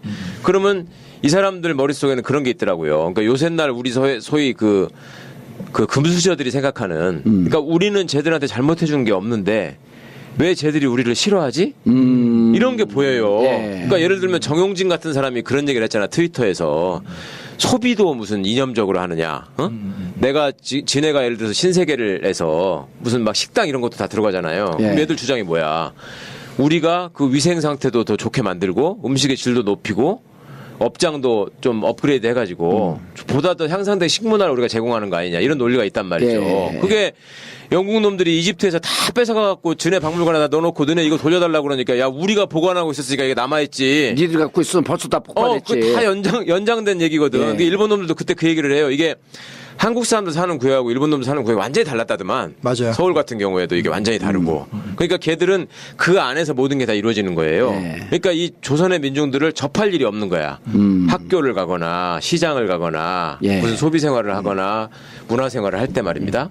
그럼 그러다가 갑자기 어느 날 태극기를 들고 막 사람들이 나오더니 자기들한테 이렇게 그쪽 지역에 자꾸 넘나들더라는 거야, 한국 사람들이. 분노하고 뭐. 그 지역에 안 오던 사람들인데, 그 이상하게 생각했다는 거지. 이미 패망하고 난 이후에. 네, 그거는 이제 뭐 무섭다까지도 생각을 못하고, 이상하다? 저 사람들이 왜 여기로 와서 저렇게 악을 쓰지? 이렇게 생각했다는 거예요. 맞아. 그러니까 이제 그런 것들이 그냥 이렇게 단편적으로 이렇게 오해지다. 우리 누라이트 놈들이 이렇게 보다 보면, 아니, 일본 사람들이라고 해서 무조건 나쁜 건 아니다. 그 사람들이 와가지고 여기 사람들한테 베푼 사람도 많고, 그 다음에 뭐 예를 들면 전기 기술자나 뭐 이런 사람들이 참 그 철도 놓고 이러다가 죽어간 사람도 많고, 예. 그런 사람들은 다 그런 사람들대로 인정을 해야 되고 막 이렇게 얘기를 하는데, 지금 심 선생이 얘기하는 것처럼 그렇다고 해서 식민지배의 본질이 바뀌는 건 절대 아니라는 거죠. 그러면. 근데 그걸 숫자로 덮으려고 그러면. 아니, 옆집 일본 아저씨가 잘해줬으니까 일본 제국주의 침략이 정당화되는 게 이게 말이나 되는 얘기냐고. 그러니까 그리고 역사에는 감정이라는 게 분명히 있거든요. 네. 그러니까 자꾸 어떤 서양 철학 영향받아서 뭐 인간의 본질의 이성, 합리성 있지만 감정이 있고 감정이 집단 가운데 있으면 집단 신념이 되는 거잖아요. 예. 민족이라는 그게 민족 의식이고. 네, 민족이라는 것도 민족 애나 민족 정신이 없으면 민족이 안 되잖아요. 그러니까 그 부분에 대한 감정적 정당성도 고려를 하고 학자들이 여러 가지 생각을 해야지 대강대강 붙여가지고 이야기를 왜곡되는 건 너무 좀 예. 아닌 것 같다. 예. 네, 좀 그러니까 분명히. 법적인 잣대에서 예를 들어서 따져보면 김구 선생이 테러리스트다. 이렇게 얘기하는 놈들은 아니 법적으로 봤을 때 그러면 당시의 법이 악법도 법이라는 말 안 들어봤냐? 그때 법으로는 그러면 일본 놈이라고 막 죽여도 되냐? 아니, 이렇게 얘기한단 안중근 의사가 말이죠. 이또시로 보면 죽였으니까 살인범이지. 그렇죠. 그렇게 그러니까 그런 그렇게 식으로 처형을 당했잖아요. 그런 식으로 보면 안 되기 때문에 역사학자가 별도로 필요하다는 것인데 그렇죠. 예? 똑같은 거잖아. 그걸 법적인 잣대로만 모든 걸 볼 수 없듯이 맞아요. 맞아요. 한 사회의 발전 과정도 경제 총량으로만 볼 수 없다. 절대 안 되는 거죠. 사실 오늘 얘기 좀 어렵긴 하지만 진짜 중요한 아니 이 얘기를 우리가 사실 한두 페이지밖에 안 되는 걸 이렇게 장하게 끌고 가는 게 네. 이런 부분에 대한 이해가 있어야지 그때 사회를 볼 수가 있는 거예요. 그러니까 아무리 이제 팩트를 얘기해도 네. 결국은 이론이나 이런 게 필요하죠. 농업 정책 이런 거 막 얘기하면 우리가 뭐 시험 받고 다시 수능 볼 거야? 이러한 하나의 흐름과 사조로 역사의 과정을 이해하는 것 이런 게 중요하죠. 이런 관점을 배우는 거. 네, 네, 네. 그리고 관점을 공유하는 거. 또 우리 배운다 그러면 누가 댓글로 써놔. 정봉주 너 역사 공부 못했다고 해서 네가 선생이냐 너한테 뭘 배워. 막 써놔 이런 거. 그냥 공유합시다. 그러니까 좀 그러지 마시고 하여튼 거기까지 얘기가 대강 좀 이렇게 잘 정리된 것 같고요. 예. 오늘 이제 일제 농업 정책에 대해서 학교에서 배우는 이야기 정도를 쭉 잡고 이제 다음 시간에는 안 배우는 좀 깊이 예. 있는 하지만 꼭 해야 되는 얘기를 이렇게 나눠서 얘기를 하면 될 것 같습니다. 그 보면 일단 일제 농업 정책은 시기별로 좀 달라요. 예. 그래서 이것도 지금 보니까 재밌대. 어? 이거를 외우게 해놓으니까 이게 너무 짜증나고 싫은 거지. 그냥 차분하게 생각해보는 시간을 가지면 되게 난 흥미롭죠. 차분하게 생각해보라 그래서 땡땡 치고 라면 먹고 있었어요. 그러니까 정봉주 학생은 이제 그냥 포기죠. 제가 여기니까 이렇게 저보다 그러니까 한참 우리 주위에 나만 포기가 아니라 여러 포기가 있었어요. 한 포기, 두 포기. 내가 역사 선생님이었으면 정봉주 학생 같은 사람 잘 가르칠 수 있었을 것 같아. 그러니까 자기 좋아하는 아이템으로 살살 꼬신 다음에 예. 야 예를 들면 있잖아. 일본 광주 학생 그거가 벌어질 때 예. 그때 여자애들을 꼬셨을 것 같아 안 꼬셨을 것 같아 이런 식으로 얘기를 예. 시작하면 그럼 난 이러지. 선생님, 낚지 마세요. 그래. 저 지금 저 그 생각하고 있어요. 낚일 스타일이 아니에요. 저 같으면 그냥 이러면서 선생님, 그냥 바쁘신데 가던 길 계속 하세요. 너무 선한 의도신 거예요. 그거는. 학생들이 다 그렇게 굴러가진 않거든요. 하여튼 10년 때는 난 건달들 시비 걸 때 한 말 중에 제일 멋진 말이 그거야. 누가 딱 시비 거니까 건달인데 아저씨 바쁘신데 가던 길 계속 가세요. 그러니까 걔가 딱 겁을 먹고 그냥 계속 가더라고. It's none of your business 이거. 해도 되죠. 예, 일본의 농업 정책. 10년대는 이제 토지 조사 사업이 좀 대표적이고요. 20년대는 산미 증식 계획, 30년대는 농촌진흥 운동으로 나눠져요. 그래서 이제 하나하나 좀 특징들이 있는데요. 이제 이거죠. 그러니까 조선을 병합하기 전까지 얘네들이 뭐 상권, 이권, 재정권 옛날에 그 다 했던 얘기죠. 다 장악한 상태에서 이제 완벽하게 실효적 지배를 하기 위해서 토지 조사 사업이 들어가요. 이게 큰 의미를 갖는 게 아무리 상권이나 이권이나 재정권을 장악하더라도 조선은 이때까지 농업국가거든요. 그러니까 토지에 대해서 정확하게 전국적인 실측이 되지 않는 한 완벽한 지배가 불가능해지는 거거든요. 예. 또 사실은 안타까운 얘기지만 흥선대원군이나 고종도 이런 걸 하려고 했는데 못했죠. 그러니까 아무리 의지를 갖고 토지 조사 사업을 해도 잘 안 됐었어요. 근데 이제 일제가 이제 하게 양전 사업이라 그랬지 옛날에. 그렇죠. 양전 사업. 예. 항상 귀족들이 반발하고. 그렇죠. 예. 근데 이제 절차상의 문제들은 많았어요. 그래서 뭐 너무 기한부 신고제, 뭐 복잡한 구비 서류와 까다로운 절차. 그래서 이제 그래도 이제 내 소유 땅이면 그걸 다 해서 하거든요. 근데 이제 애매한 토지들이 이제 미신고 농토들로 만들어지는데 저게 이제 법적으로 얘기하면 등기가 처음 생기는 겁니다. 부동산 등기가. 부동산 등기. 예. 그러네. 그래서 뉴라이트가 또 이때 등기가 생겼다. 아. 그래서 우리가 근대화가 됐다. 그렇게 체계화를 잡았다 이렇게 한다니까. 이렇게 해요. 예. 그러니까 이제 그놈들 말대로 하면 우리가 1961년인가까지도 민법이 우리 민법이 없었어요. 예. 일본 민법을 그대로 갖다 썼거든요. 예, 그리고 일본 민법 썼으니까 근대화된 거네. 그러니까 일본 덕분에 우리는 법치주의나 민주주의가 그러면 발전하고 완성된 거야? 그 주장도 하겠네. 오늘 그러니까 그런 놈들이라니까. 오늘 이 순간도 하고 있겠죠. 예. 그러니까 그 전에 그래서 우리가 광무개혁 때 지계라고 예. 불안전하더라도 우리가 근대 지역 있었죠. 소유권 관계를 정리했다고 하니까 옛날 교학사, 한국사 교과서를 보면 그거는 그냥 소유권 정리한 문서다라고 하면서 학계가 정말 노력해서 발굴해낸 거를 이제 자기들이 알아서 이제 이거는 폄하하고. 폄하. 등기가 아니다. 전문용어로 개무시. 네. 예. 더군다나 그거는 시험에 되게 잘 나오던 거였기 때문에 아. 애들 수능 점수도 고려하지 않고 교과서에 그렇게 써버린 거예요. 진짜 어처구니가 없는 행동을 많이 했죠. 네.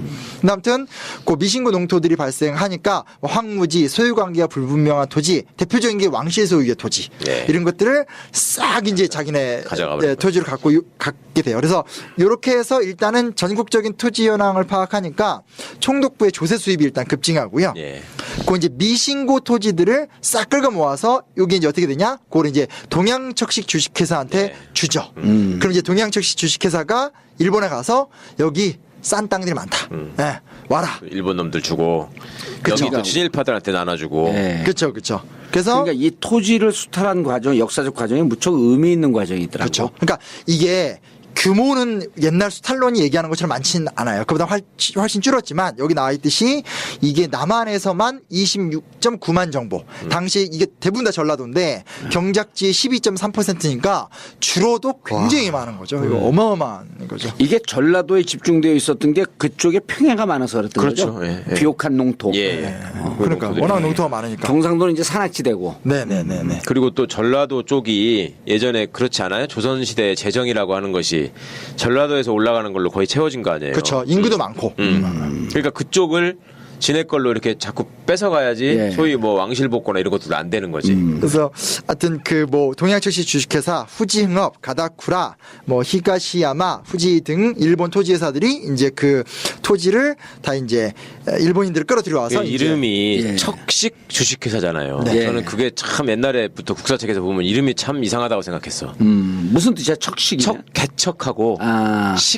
식민의 식 심는다. 그러니까 황무지 같은 거 그다음에 일반 땅 같은 거를 다 뺏어간다는 의미죠. 그게 척식이라는. 그러니까 자체가. 조선 토지를 강탈하기 위한 일본 정부가 인정한 공인 중개사. 그렇죠. 네. 그래서 일본의 평범한 농민들이 우리나라에 와서 지주가 되는 네. 거죠. 그러니까 그들이 이 토지에 대한 장악력이 굉장히 강해질 수밖에 없죠. 집착이 있네. 그렇죠, 그렇죠. 거기서 이제 좀 어렵게 살다가 여기 와서 땅 준다고 한다. 그러니까요. 와 보니까 엄청 일본 이 생산성보다 훨씬 높을 거 아니야. 비옥한 농토니까. 그러니까요. 환장을 하고 좋아했겠네. 그리고 여기 사람들한테서 훨씬 이제 가혹하게 했을 거고 집값 안 뺏기려고. 그리고 이제 거기 딱 붙어먹는 친일파들은 네. 또 그냥 딸랑딸랑 하고 네, 있었을 네, 거고. 네. 그렇죠. 근데 여기서 또 문제가 됐던 게 뭐냐면 경작권이라는 게 있어요. 그러니까 뭐냐면 이거죠. 그러니까 조선시대 때 소유권, 그러니까 조선 이미 중기 때부터 지주전호제, 그러니까 소장농들이 많아지니까 네. 사실 제일 좋은 수는 토지개혁을 통해서 소장농들한테 토지를 주면 그만인데 그걸 못 하잖아요. 예. 왜냐면 양반 관료들이 지주니까. 그러니까 못 하니까 뭘 해주냐면 농민들한테 경작권이라는 권리를 줘요. 일종의 소유권이 없는데 절충형으로 경작권을 준 그쵸. 거더라고. 쫓아내지 못하게. 네. 예. 내가 마음에 안 들어도 함부로 쫓아내는 게 아니라 쫓아내지 못하게. 쫓아내는 건 뭐야? 그렇죠. 도사님한테 그 얘기 되니까 기분 이상해지네요. 쫓아내는 건 뭐예요? 쫓아내는. 하여튼 그래서 그런 식으로 소장농들을 보호해주던 제도가 있었는데 근대적인 토지 소유를 정립한다는 이유로 경작권을 완전히 부정해버리거든요. 예. 근데 이게 사실은 일본만 그런 게 아니라 또 좀 더 깊이 들어가면 원래 중세사회 때는 그 나름대로 그런 식의 중세식 사회보장 룰이 제도가 있었던 건데. 있었는데 그거를 산업혁명의 과정 속에서 서양의 부르주아지들도 소유권만 강조하면서 그걸 다 뜯어내거든요. 아, 그런 동서양의 공통의 역사가 있었네. 네. 그러니까 이제 그게 이제 나중에 이념적으로 사회주의까지 나가게 그렇죠. 되는. 그러니까 영주라고 함부로 자기 토지들을 다 전횡을 하지 못하던. 근데 우리도 있었던 거죠. 그러니까 저것도 지금은 소유권이라고 하는 것이 자본주의 사회에서 가장 기본적인 개념으로 돼 있으니까 예, 이해가 충분하지만. 당연히 소유권으로 해서 다 가는 거다라고 생각하지만 그게 아니잖아요. 예전부터 보면 아니 근데 이런 것도 이게 사람 사는 사회에서 하나의 제도가 아주 기계적이고 과학적으로 딱딱 끊고 메꾸는 그런 것 같지만 네. 그렇게 되지 않는 게 60년대 70년대도 보면요. 국유지, 시유지에다 이렇게 주저앉고 살던 사람도 있거든요. 맞아. 집 짓고 30년, 농사 40년 짓고, 예, 맞아. 살잖아요. 예. 그걸 나중에 법적으로도 쫓아내지 못했어요. 네. 맞아요. 그게 일종의 자기 소유는 아니지만 거기서 경작하고 산 거에 대한 인정이거든. 그렇죠. 그 옛날에 청계천 판자촌에도 그거 무효간데도 거기서 못 다 쫓아내잖아요. 집세 받고 막 이러잖아요. 먼저 온 사람들이. 그래갖고 그걸 갖고 또 딱지, 나중에 개발할 때 딱지 딱지로 매매. 팔고. 예. 그러니까요. 네. 그러니까 그러니까 사람 사는 사회에는 불가피하게 있을 수밖에 없는 그렇죠. 이 구조였었던 거지. 근데 그런 거를 막 다 뜯어버리는. 소유권이라고 하는 명분으로. 그런 시스템이나 체제라는 것이 참 저기 하다고 제가 처음 느꼈던 게 95년에 제가 체코를 처음 가봤는데 예. 배낭여행으로 그때 거기서 공중전화 카드를 사서 그때는 핸드폰 없으니까 이제 집에다 전화하려면 공중전화 카드 우리나라로 치면 한 1,000원짜리 5,000원짜리 이런 거 사는 거예요. 예. 그래갖고 짧은 시간 전화하고 이제 쓰는 근데 전화 카드가 있잖아. 네. 앞에 전화 카드는 다 그 금액이 써 있잖아요. 예. 이게 얼마짜리 카드라는 예. 게 얼마를 쓸 수 있다는 게. 그 체코 화폐 단어가 코로나인가 뭐 그런데 거기에 예를 들어서 만 코로나라고 써 있으면 그걸 만 코로나로 사야 될 거 아니야. 예. 근데 어디서는 그걸 5천 코로나에 팔고 어디서는 12,000에 팔고 어디서는 만에 팔고 개판인 거야. 그러니까 그게 동구권이 망한 지가 얼마 안 돼가지고 자본주의가 들어간 지가 얼마 안 되다 보니까 자본주의 개념이 없는 가격에 대한 개념이 없는 거야 이 사람들이. 그 내가 그걸 보면서 아 이게 체제나 시스템이라고 하는 것이 이렇게 사람들의 말하자면 삶에 예. 이게 속속들이 들어가서 영향을 미치는 거라는 생각을 했거든요. 그리고 그게 그냥 제도라고 하는 게 이게 인간의 속성은 없지만 거의 인간화되어 있어요. 그렇죠. 예. 예? 다 뭉쳐 있는 거지. 그렇죠. 인간의 속성 갖고 있는 그때만 거지. 해도 그 사람들이 정말 그렇게 친절하고 착했다고. 체코 사람들이요? 체코 사람들이. 예. 그러니까 지도만 펴면은 귀찮을 정도로 사람들이 붙어가지고 가르쳐주고. 알려주고 막 끌고 가고 그래. 지금 유럽 설명하다가 안 가면요. 되면. 한국 사람이라고 하면 그래요 요즘. 네. 그렇게 이 한류가 좋은 거야. 아, 요새 또 잘해준다고요? 프랑스 이런 데 가잖아요. 귀찮을 정도로 달겨들었고 설명을 해줘. 한류 때문에. 그거는 이제 한국이 인기 좋아서 그런 거고 예. 이제 지금 변호사님 그때는 얘기하신 거는 캐릭터. 예, 순수하고 좀 사람들이 그러다가 지금 그 뭐 공동체적인 문화가 남아있으니까. 자본주의가 막 들어가면 인심이 싹 말라버리고 뭐 그런 거. 예. 하여튼 뭐 그래서 이제 그게 좀 야박함도 있어요. 경작권은 사실은 농민들의 삶의 기초를 부신 거라면 또 무슨 얘기 나오냐면 이제 여기다 제가 그냥 마을 공유지나 임야를 이용할 수 있던 전통적 권리라고만 썼는데 입회권이라 불러요. 그러니까 마을에 가면 지금도 이제 시골 같은 데 가면 이렇게 정자 세워져 있고 소유지 애매한 데들이 있거든요. 같이 네. 텃밭에서 이렇게 뭐 이렇게 상추 같은 거 길러 먹고 이런 데라든지 아니면 동네 앞에 있는 이렇게 산 같은 데서 나무 해고 예. 이런 것들을 다 소유권 기준으로 해서 못하게 해요. 그러니까 그때 농사를 짓던 사람들 입장에서 무척 끔찍하고 잔혹한 결정을 한 거예요. 그렇죠. 갑자기 이게 내 땅이라고 했는데 신고 안 했다고 이제 네 땅 아니라고 해버리는 거야. 그러니까. 등기가 안 돼 있다 그러면서. 맞아요. 그리고 그 다음에는 경작권도 보장이 안 돼서 예. 기한부 소장농이 돼버리고 그리고 그나마 좀 이렇게 마을 이렇게 어기 같은 데서 편안하게 자기가 채소도 길러 먹던 것도 못하게 하고 예. 그게 3단계로 딱딱 어떤 그렇죠. 근대화라는 명목으로 농민들의 어떤 삶의 자리들을 하나하나 다 부셔버리는 과정이기 때문에 그러니까 이게 수탈이지 어떻게 발전이 근대화냐고 저게. 예. 그 이제 그게 10년대의 모습이고요. 20년대로 가면 더 나빠져요. 요게 이제 오늘의 마지막 얘기 같은데 그 산미 증식 계획으로 들어가거든요. 예. 이게 진짜 나는 계획이 나쁘고 그러고 이제 모든 이제 소위 말하는 학자들, 그러니까 식민지 근대화론자들이 막 주장했었을 때 다시 이제 정통 역사학에서 재반박할 때 제일 많이 쓰는 게 이거예요. 산미 증식계. 네, 이 과정이 너무나 억압적이고 포갑적이고 수탈적이었다는 거는 뭐 변명할 거리가 없는. 근데 저거를 생산성 향상이라고 얘기하거든. 그러니까. 그렇잖아. 그러니까. 그래, 쌀 많이 근대화의 생산했다고 신분하고, 예. 막 좁혀갖고 그냥 그 쌀 많이 생산하게 한 걸 아이. 생산성 향상이다. 향상에. 예. 첫째 이 목표가 제일 그럼 걔들한테 이런 얘기 해야 돼요. 아니 노조도 탄압하면 안 되지. 노동자 뺑뺑 돌려야지. 그러니까 경제 그런- 성장을 만들어야 그놈들 되니까. 다 가둬놓고 너네가 그동안에 쓴 논문 리뷰해가지고 이걸 반박하는 예. 논문 안 쓰면 안 꺼내준다. 밥도 안 주고. 예. 그럼 막 뒤지게 쓸 거 아니야. 그게 생산성 향상이야 걔네들한테는. 학문 장려고. 아니 밥을 안 주면 버티고 안 써요. 좀 굶는다고. 어떻게 하냐면 한쪽에다가 이렇게 옆에다가 굶주린 쇠바트 한 10마리 갖다 놔야 돼. 계속 지저대면서 물어버린다고. 그러니까 이게 너무 좀 살벌하니까. 쌀벌해요.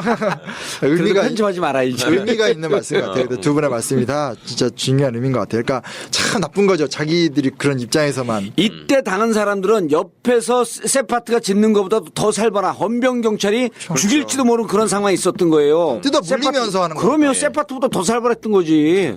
자기가 조금 안락하다고 그거를 갖다가 수치로 보고 이러니까. 근데 하여튼 첫째로 되게 나쁜 게 뭐냐면 산미 증식 계획의 배경은 이게 우리나라의 이해관계가 아니라 일본 내부의 이해관계. 그러니까. 일본 내에서 공업화가 진척이 되니까 쌀의 생산량이 모자른 거죠. 예. 그 되게 쉬운 생각을 한 거예요. 조선에서 더 짜내면 돼. 이렇게 딱 하는 거죠. 그래서 두 차례 진행이 됐던 거고요. 이게 중단되는 것도 일본의 경기 상황이나 일본의 지주들의 입장 때문에 중단이 되거든요. 그러니까 애초에 정책 자체가 최소한의 어떤 식민지를 배려하는 정책적 요소가 없고요. 근데 이제 문제는 뭐냐면 아무리 증상 계획을 세워도 적당한 증상 계획을 세워야 되는데 네. 너무 무리하게 계획을 세워요. 그러니까 뭐 한 그 당시 우리나라가 한 500만 석 생산을 하고 있었다면 이거를 한 600, 뭐 700 이렇게 가야 되는데 예. 한 방에 800 이렇게 올린 거예요. 그럼 그걸 어떻게 따라가요? 대대적인 과정을 하더라도 이게 안 되거든요. 안 되고 나니까 자기들이 계획대로 수탈하려고 하는 계획대로 가져가거든요. 그럼 이제 한 300만 석 가져가 버리면 우리는 원래 자급자족이 됐는데 한 100에서 150만 석 정도 쌀이 모자르잖아요. 그럼 이제 우리나라 사람들 굶어 죽게 생기니까 만주에서 잡곡을 수입해서 그거를 이제 그때 먹이는 거지. 먹이게 되는 거죠. 그러니까 1년 내내 벼농사 짓고 결론적으로 내가 먹는 잡곡 건 먹고. 잡곡 먹고. 다 일본 놈들한테 가고. 그러니까 그 이게- 군산항으로 다 실어가고. 그렇죠. 예, 그러니까 이게 산미 증식 계획도 여기서 한 단계 더 발전해 갖고 우리가 교육을 볼 때 이거를 좀 예를 들어야 돼요. 네, 네. 딜이 조지면 애들 성적 올라가냐고. 그거거든요. 네. 이런 건 똑같아요. 그 아이들에게 인센티브 주고 모티베이션 주면서 시험을 많이 보면 성적 올라간다는 게 지금 이 성적 중심의 교육제도를 만든 사람도 아니에요. 요즘 특히 대학 뭐 이런 데. 예, 그러면은 아니 노냥 테스트 하면은 대한민국 육상 선수들 다 우샤인 볼트 되겠네. 테스트 많이 보면 그 실력이 나오나? 그러니까요. 산미증식 계획 때 이렇게 조지면 쌀을 많이 생산하나? 맞아요. 안 되는 거지. 그러니까 교육할 때도 각자 자기 분야의 전문성을 살려갖고 좀 행복하게.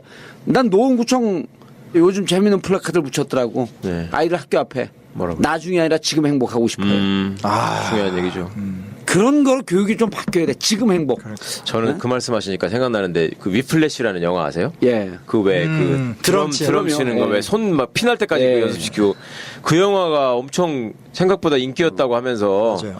왜 인기였나를 아는 것 중에 사람들 그 사람이 있대. 강남 학부모들이 이걸 되게 좋아했다. 그래요? 그러니까 가둬놓고 막 진짜 가혹한 그렇게 해서 조지면 애가 경지에 오른다. 드럼 막 던지고 막 그런 어떤 자기의 그 생각을 교육 이론을 이게 합리화시켜준 영화라 그래가지고 네. 그래서 단체 관람을 많이 했다는 얘기를 내가 들었어. 그거 너무 끔찍하더라고. 영화에서 그렇게 해석하는 거예요. 그 영화를. 마지막에 그 주인공이 감독에 저항하는 거예요. 그러니까 그게 중요한 거잖아요. 그 예. 영화의 핵심은. 근데 저렇게 열심히 시키니까 되지 않냐. 이걸 걔는 기본적으로 탤런트도 있었던 애고 너무 그렇죠. 열정도 있었던 애인데 네. 감독이 자기가 원하는 인간형으로 만들어 놓으려고 그러니까. 그랬던 네. 거예요. 네. 그걸 마지막으로 저항한 거거든. 이건 혁명의 영화예요. 글쎄요. 근데 그걸 그렇게 해석해가지고 보러 갔다니까. 다른 포인트를 보는 거죠. 뉴라이트랑 똑같은데요. 그렇지. 자기 필요한 것만 딱 따는 거지. 아니 그럼 그 아버지들 데리고 와갖고 돈 상금 주고 훈련을 시키면은 우샤인 볼트 되냐고. 그러니까 우샤인 볼트 클럽에 우샤인 볼트 되겠네. 근데 진짜로 요즘 제 이제 제자들 보면 대학생들이 한 4월 그러니까 1년에 한 3, 4개월을 죽어요. 그러니까 대학교 과제 때문에 2시간, 3시간씩 자면서 과제 수행을 하는 거예요. 그러니까 위에서 오더가 내려와서 대학생 경쟁력 강화를 위해서 과제 시험 시즌에 상상을 초월하게 조지는 거예요. 그러니까 애들이 진짜 2시간, 3시간 자면서 대학생이 과제를 준비를 해요. 그 뭐냐. 그러니까 저도 대학생 때 전혀 그렇죠? 그러니까 그런 그 사람들이 이 교육학의 대가 원조 루소의 얘기를 들어야 돼요. 그래서 애들이 책을 더 안 읽는 거예요. 그럼 루소가 그렇지, 뭐라 그랬냐면 지겹지, 이제. 지겹죠. 책, 루소가 뭐라 그랬냐면 공부할 땐 졸지만 놀 때는 조는 애들이었다. 네, 맞아. 예. 그 놀 때 자기 창의성이 극대화되는 거. 그러니까 차범근 아들 있잖아요. 차두리. 네. 중학교 때인가 독일에 있다 한국에 왔잖아요. 네. 고등학교 2학년 때 도망가잖아. 나 공안 찬다고. 못 견뎠다. 너무 힘들었구나. 그리고 유럽에서는 일주일에 한 번 가. 너무나 기다려준다는 거야. 그럼 평상시에 막 자기 혼자 공을 찬다는 거예요. 근데 한국 오니까 이게 무슨 공차는 기계가 되니까 아침에 공차, 점심에 공차, 저녁에 공차 그러니까 1년 반인가 만에 도망을 가요. 공만 차나 또 때리기는 또 왜 이렇게 때려? 오직 때리지. 뭐라 아니, 그러면. 이제 거기는 또 여성들에 대해서 여여 운동선수는 무슨 성폭력도 있고. 그걸. 근데 진짜 요즘 대학생들한테 막 뭐라고 그러고 저도 뭐라고 그러는 분도 있지만 보면 딱 들어가서 과제 찌들었다가 축제 때 놀고 다시 시험 때 미친 듯이 한 다음에 방학 되면 돈 있는 애들 해외여행 가고 돈 없는 애들 알바를 하는 거야. 그렇게 이거 정말 미친. 미쳤어요. 그리고 제가 지금 책 벌써 1년도 안 됐는데 책 2권 썼잖아요. 네. 솔직히 제가 진짜 출판사의 제의를 되게 많이 받거든요. 왜 그러냐? 제가 봤더니 교수님들이 책을 안 쓰려고 한대요.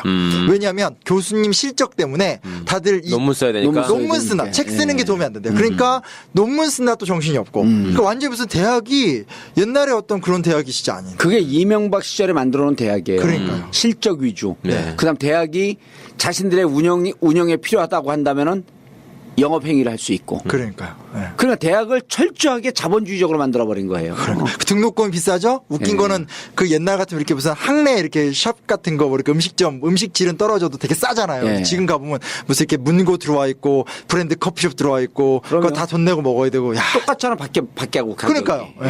참. 옛날에 뭐 100원이면 뭐 이렇게. 그 교육 제도가 바뀐 게 이명박 시절에 바뀐 거예요. 맞아요. 예. 최근에 프라임 사업 같은 걸로 더 구체화되고요. 그러니까 이게 대통령을 잘 뽑는 게 얼마나 우리 그 행복한 삶과 글쎄 직결되어 있는지 이제 아셔야 돼 좀. 제발 좀. 이제 보면 이제 다시 얘기를 돌아와 보면요. 산미 증식 계획이 이렇게 폭력적으로 진행이 되고요. 예. 진짜 나쁜 게 뭐냐면 이때 이제 산미를 증식하려면 밭을 논으로 바꿔야 되잖아요. 네. 밭을 논으로 바꾸는 부대 비용들이 있잖아요. 그걸 이제 뭐 수리조합비, 품종 개량비, 비료대금인데 이게 원래는 전통적으로 지주들이 부담하는 거래요. 그렇죠. 지 땅이니까. 네. 근데 그거를 다 농민한테 전가를 시키는 거예요. 이게 왜 그랬는지 좀 더 깊은 얘기는 제가 다음 시간에 얘기를 해드리는데 일단 전가를 해요. 그러면 농민들은 여기 이제 이 부담과 빚쟁이가 되는 거지. 감당이 안 되는 예. 거예요. 그러면서 드디어 요즘 말하면 노숙자나 실업자 같은 토막민이라고 도망 와서 이제 그 한강다리 같은 거적 밑에서 치고 사는 거적 사람. 예, 그게 막 만들어지는 거예요. 빈민이 형성이 되는 거죠. 빈민이 비로소. 형성이 저게 만드는 돈만 뜯는 게 아니라 또 만들어지면 물세 걷고 또 세금으로 다 뜯어가잖아. 그렇죠, 그러니까 그렇죠. 이제 완전히 이중 수탈이 되는 거죠. 그러니까요. 이중 삼중으로. 전 이 대목을 보면서요. 무슨 생각이 드냐면 진짜 못된 거 이 재벌들이 못된 것만 배운 게 이때 시절에 요즘 프랜차이즈 많이 하잖아요. 그 명예퇴직하고 은퇴한 사람들이. 네네. 이거를 돈이 좀 영업이 돼도요. 3년 5년 지나면 장사를 못 해먹어. 3년이나 5년 사이에 한 번씩 리모델링을 시켜요. 아. 그게 몇 억씩이라면서. 디자인을 바꿔요. 바꿔서. 맞아. 예. 그 돈이 다 본사니까 디자인은 아니 내가 이렇게 장사 잘하고 있으면 그렇죠. 나도. 우리나라처럼 이렇게 옛날 정치가 안 살아있는 게 어디 있어요. 네. 유럽 가면 다 그대로 살아있잖아. 음식점이 막 이렇게 책상이 낡아야지 예쁜 거거든. 우린 다 바뀌잖아요, 한 번에. 3년에서 5년씩 바뀌는데 그거 프랜차이즈 가맹점들이 다 돈 내는 거예요. 거기서 뜯어먹고. 그게 가맹 사업이 대기업들이 성공하는 비결이라고 그러더라고요. 그러면 그러니까 여러 가지로 그런 걸 접근하고. 이런 데서 배운 거야 이런 데서. 그러니까 식민지 근대화로 말할 수 있어요. 그러면 소위 말하는 자기들이 말하는 것처럼 공과 가를 예. 같이 얘기를 해야 되죠. 이거 그대로 계승된 거 맞거든. 아 여기서 잘못됐으니까 긍정적인 거 배우고 잘못된 거 버려야 될 거 아니야. 이런 거 프랜차이즈에 다 지금 그러니까요. 사업에 다 들어가 있는 거야. 이거 조선시대 때 또 문화가 아니거든요. 지주들이 갖고 있는 최소한의 도덕적 양심. 이게 또 소위 말하는 조선시대를 지탱한 힘인데 예. 이 일제시대 때 되면 이제 이런 거로 다 하니까 완전히 다 헐벗게 되는 뭐 그런 역사를 잘하지만 우리는 또 이 삶에 네. 연륜이 있잖아요. 네. 조선시대 그 속담 이런 게 있어요. 종을 부리기 위해서는 종의 종이 되거라. 이런 말 들어봤어요? 처음 들어봤죠. 종을 부리려면 그 사람을 진정으로 일을 잘할 수 있게끔 그 사람을 도와서 인격적으로 대화하고. 종의 종이 되라는 거예요. 네. 이런 멋진 철학이 조선에 있었던 거야. 그러니까 뭐 이런 거 있잖아요. 옛날 뭐 아니 양반집에 왜 동의를 안 하고 넘어가? 아니 너무 감동해서 감동했어? 붙여서 그러니까 이 옛날에 양반들 뭐 이렇게 뭐 불구덩이를 연기를 밑으로 만든다라든지 집 밑으로 이렇게 구멍 그러니까 백성들 굶을 때 네. 자기들 밥 뭐 해먹는 거 이렇게 안 보여주게 한다라든지 이렇게 마을 사람들이 없으면 와서 퍼가는 함이 있고 독을 만들어 놓고. 이제 이렇게 자기네들 먹는 함이 있는데 자기네 함은 비어도 이건 해라 예. 그러니까 그런 게 그러니까 그 뭐 조선이 대단하다는 얘기를 하고 싶은 게 아니라 최소한의 사회적 도덕적 권위나 도덕성이 조선시대 때 유지가 됐다면 이런 식민화가 되면서 예. 도덕이라는 것이 아주 부차적이 그러니까. 되면서 정말 이렇게 뭐 만능주의라고 하잖아요. 요즘 식으로 말하면 이런 어렸을 때는 고기 구워 먹는 게 그렇게 싫은 게 예. 고기 구워 먹잖아요. 준비하는데 2시간 걸려. 방 창틀을 비닐로 다 막아요. 아, 냄새 우리 못 아버지가. 빠져나가게. 냄새 빠져나가면 동네 사람들이 배고프고 그거 먹고 싶은데 이게 괴롭지. 위화감이 괴롭다고 네. 위화감이 조성된다. 그래서 우리 아버지한테 아버지 우리 고기 안 먹어도 되니까 연기 꽉 차갖고 그게 염치잖아요. 염치 예. 그런 게 그게 사실은 조선의 문화였던 거예요. 그런 게. 중요한 문화였어요. 근데 그런 게 없어지게 되는 거죠. 그러니까 저 어렸을 때는 짜장면 같은 거 시키면 그 위에 이렇게 뭐 콩이나 네. 뭐 오이 얹어주고 전셋집 가도 도배나 이 싱크대 같은 거 이렇게 저는 어렸을 때 집에 가면서 이사를 되게 많이 했는데 너무 느껴진 게 제가 어릴 때 이사할 땐 그런 걸 막 해줘요. 주인이 주인집이. 해주지, 도배는 네. 다. 근데 어느 시점부터는 우리가 해야 되고. 우리가 해야 되고 네. 그러니까 이런 하나하나가 아무것도 아닌 것처럼 보이지만 요즘식으로 말하면 자본의 횡포가 예. 극단적으로 달하는 게 이미 이때 한번 있었다는 거죠. 네. 근데 이게 오늘 진짜 마지막 얘기예요. 이렇게 상황이 심각해지니까 일본이 30년대 초반에 뭘 하냐? 농촌진흥운동을 하는데 여기 중요하죠. 농촌진흥운동을 한 거예요. 농촌진흥청 있잖아요. 지금 우리나라에. 그러니까 이게 제도로 망가진 거를 예. 제도로 고칠 생각을 하지 않고 그냥 농민들이 뭐 더 노력하고 예. 뭐 더 근면 자조 협동하고 이게 새마을운동 아니에요. 그게 모티브 돼요. 예. 저희가 암시하려고. 아니, 새마을운동 핵심이 뭐야? 박정희 대통령이 철학이 하면 된다. 그러니까 다 빨아먹고. 실제로는 안 되잖아요. 네. 예. 그러니까 이게 너무 비슷한 거죠. 한국의 근대화나 산업화의 과정과 일제가 10년대, 20년대, 30년대 때 보여줬던 농업 정책이 너무나 유사한 부분이 있다는 거예요. 그러니까 그게 발전이라고 갖다 붙이는 거지. 박정희 아니, 졸개들이. 근데 네. 이게 친일 때 그대로 있었던 걸 농촌진흥청 안 바꾸는 건 뭐야 저건? 아니, 농촌진흥은 해야죠. 아니 근데 진흥 말고 다른 거 없어? 아, 농촌 부흥청 하면 안 돼요? 그렇죠. 예. 그 박정희 대통령이 한 그걸 그냥 여기서 그대로 따온 거야. 제 생각에는 제 신의 개인적으로 뿌리가 아니랄까봐. 오늘 이거는 우리나라 그 어떤 농업 정책 강의보다도 혹은 강연보다 전 최고의 예. 이렇게 재밌게 할 수 있을까? 아니 우리 이 전국구가 아니라 진가역이 책 출간 이전과 이후의 역사는 틀린 거예요. 그 전의 역사를 봉건제 진가역이라고 했다면 이제는 근대화된 진가역. 아, 되게 뿌듯해서 그래. 이거 학교 교수님들도 막 할 때 너무 재미없는 얘기인데. 이거 책을 잘 썼어. 우리 그 신쿵 쌤이 책을 잘 쓴 걸 확인하기 위해서 단박의 한국사 책을 좀 더 사주시길 바라면서 33번째 순서 마치겠습니다. 감사합니다. 감사합니다.